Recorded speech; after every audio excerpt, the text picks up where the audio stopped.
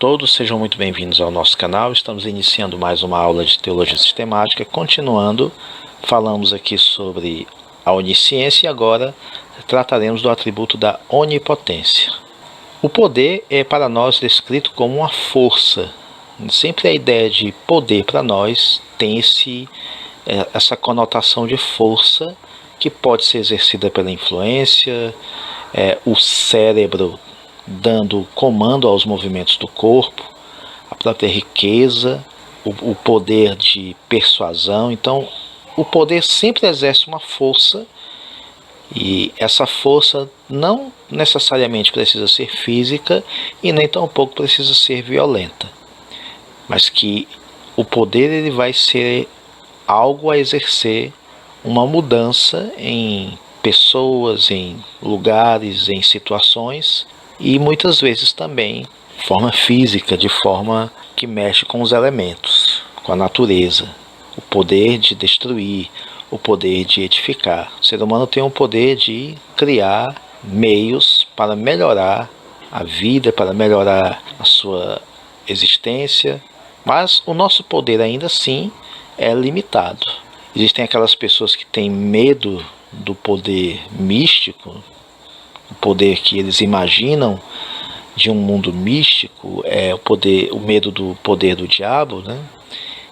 Daí a importância de se estudar acerca de um atributo como a onipotência, porque nós entendemos que a figura do adversário, ele tão somente é uma criatura de Deus, o que nos leva a crer que o poder que ele tem é um poder que foi dado por Deus, embora não para fazer o mal, mas que ele tem um limite, enquanto que Deus é todo poderoso, que é o sentido de onipotência.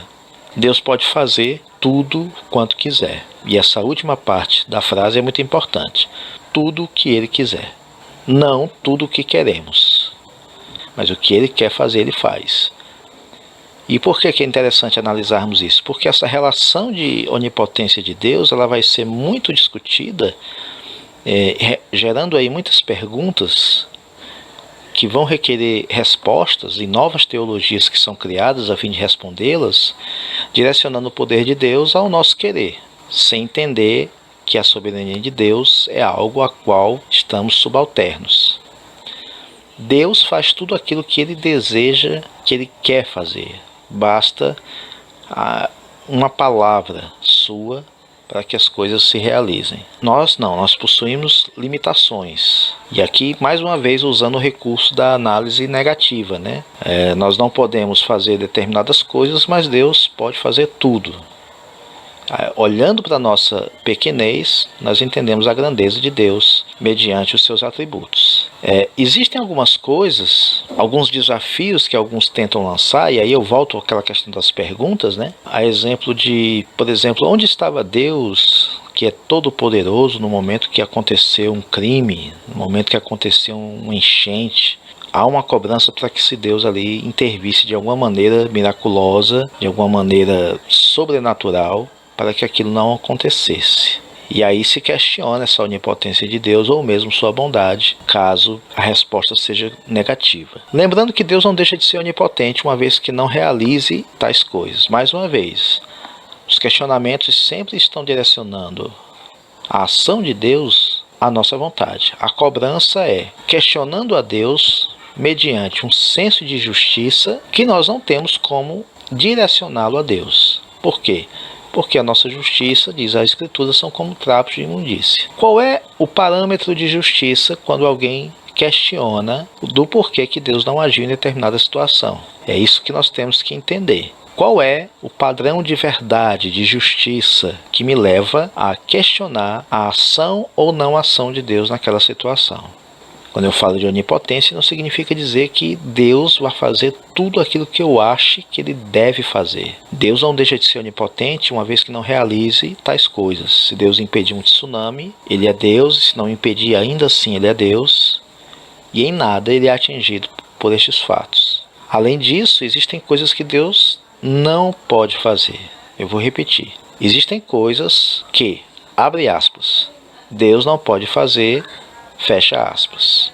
Como que, por exemplo, mentir, contradizer-se, contrariar sua natureza. Esse Deus não pode fazer, não no sentido de onipotência, mas no sentido de coerência, no sentido de verdade, de imutabilidade. Porque há uma diferença entre você dizer Deus não pode mentir, Deus não pode fazer determinada coisa pelo sentido de que ele deixa de ser onipotente. Não. Deus não pode no sentido da imutabilidade, no sentido de que ele não muda o seu caráter para atender um determinado capricho, mudar uma ação sua, algo do seu caráter. Deus não muda aquilo que é do seu caráter. Deus não pode se contradizer, não porque ele não seja todo-poderoso, porque isso não faz parte da sua santidade. Isso vai contrariar sua natureza. Deus não pode fazer, por exemplo, que é outro questionamento que sempre surge, né, quando se começa a mexer com essas questões. Deus não pode fazer um círculo quadrado ou uma pedra pesada impossível de ser erguida até por ele mesmo. Por quê, então? Primeiro, o poder de Deus não está vinculado a um número de mágica, de magia, coisa do tipo. O poder de Deus não consiste em nada disso. Tanto a pedra quanto o círculo já foram estabelecidos em suas medidas, em sua geometria, em seu peso, conforme a sua onisciência que vimos na aula anterior, seguindo um padrão de sua imutabilidade. Eu vou repetir. Tanto a pedra quanto o círculo, uma vez criados, foram criados com suas medidas próprias, com a sua geometria, com seu peso adequado, tendo em vista a onisciência de Deus, ou seja, todo o conhecimento de Deus, a sua ciência em todas as coisas, seguindo um padrão de imutabilidade. Deus não faz experimentos, Deus não precisa criar protótipos para as coisas. Aquilo que Deus criou e estabeleceu desde o princípio, isso continua até hoje. É importante tocar nesses pontos porque não podemos esquecer de nenhum dos atributos de Deus ao analisar qualquer questão que seja. John L. Daggs vai nos lembrar que a realização dessas coisas não demonstra que o poder de Deus está em diminuto ou que é grandioso. Deus não diminuiu e nem se torna grandioso por fazer o que nós temos como caprichos. Então Deus não vai criar algo de um jeito como se originalmente fosse errado. Voltando aqui à questão da pedra e do círculo, nada tem a ver com onipotência criar aqui uma hipótese de Deus fazer algo diferente do que ele já fez. Não. Porque ele é perfeito, pleno, imutável. Tudo o que ele fez não é um projeto, um protótipo, uma maquete. O mundo não é uma maquete, nós precisamos entender isso. Deus criou aqui esse protótipo, né? Como tem até a lenda aí da primeira mulher de Adão, Lilith, né? Criou a primeira mulher, não deu certo, aí veio a Eva. Então isso aí é lenda. Deus, ao criar todas as coisas, criou plenamente perfeitos, conforme Gênesis 1 nos apresenta ali, que viu Deus que tudo era muito bom. A onipotência de Deus deve ser vista no fato de que ele mantém sob seu controle tudo que existe no universo, tudo ajustado por sua vontade, desde um fio de cabelo ao nascer, à criação de um mundo. Lembremos o que Deus disse a Jó no capítulo 38, do 1 ao 4. Diz assim o texto: Depois disto, o Senhor respondeu a Jó, dizendo: Quem é este que escurece o conselho com palavras sem conhecimento? Agora, cinge os teus lombos como homem, e perguntar-te-ei, e tu me ensinarás. Onde estavas tu quando eu fundava a terra?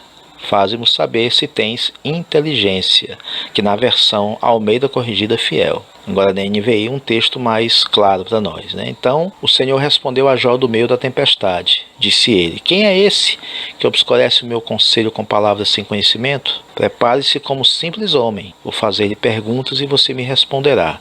Onde você estava quando lancei os alicerces da terra? Responda-me, se é que você sabe tanto. Vemos aqui na Escritura o quanto não se pode questionar a Deus e toda a nossa estrutura treme diante da análise de seus atributos e da extensão de seu poder.